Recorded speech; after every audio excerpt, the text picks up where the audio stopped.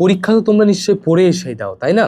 তো পড়ে এসে যখন তুমি পরীক্ষা দিতে বসছো তখন দেখছো যে একবার তো বাসা থেকে পড়ে গেলাম, পড়ে গিয়ে যখন অ্যান্সার করছি, অ্যান্সার করার সময় ক হবে নাকি খ হবে, কোনটা উত্তর হবে? পরীক্ষার হলের মধ্যে তোমার একটা কনফিউজিং সিচুয়েশন ক্রিয়েট হয়ে গেছে।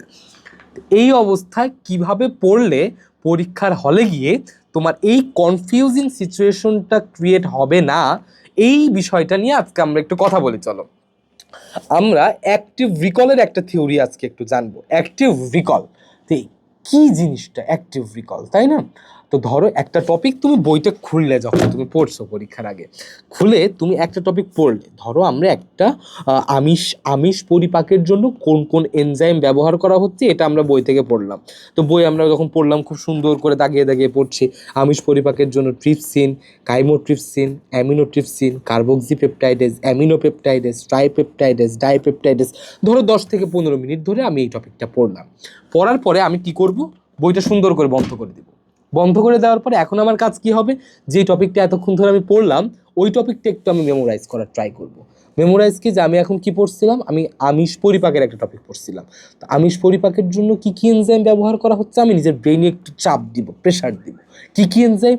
ট্রিপসিন, তারপরে কি ছিল? কাইমোট্রিপসিন, তারপরে অ্যামিনোট্রিপসিন, তারপরে কার্বক্সিপেপটাইডেজ, তারপরে অ্যামিনোপেপটাইডেজ, তারপরে ট্রাইপেপটাইডেজ, ডাইপেপটাইডেজ। যাক, এরকম করে তুমি জাস্ট রিকল করে নিলে।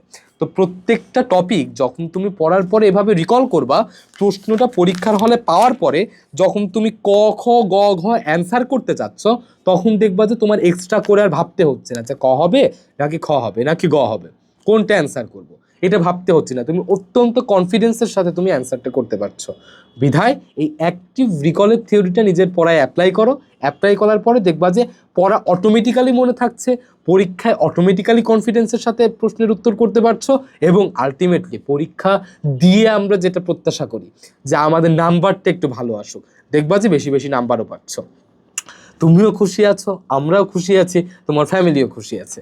আশা করি এই অ্যাক্টিভ রিকলের এই থিওরিটা তুমি তোমার পড়ায় অ্যাপ্লাই করে নিজের পড়াটাকে আরও গতিশীল করবে। আমরা এই কামনা রাখি তোমাদের কাছে। যারা এই কিউজি টেস্ট প্রোগ্রামের সাথে আছো তাদের সকলের জন্য অনেক অনেক শুভকামনা। পরীক্ষা অনেক ভালো দাও, অনেক ভালো দিও, অনেক অনেক বেশি নাম্বার পাও। বেশি নাম্বার পেয়ে নিজেও ভালো থাকো, নিজের বাবা মাকেও খুশি করে দাও। শুভকামনা থাকছে সবার জন্য।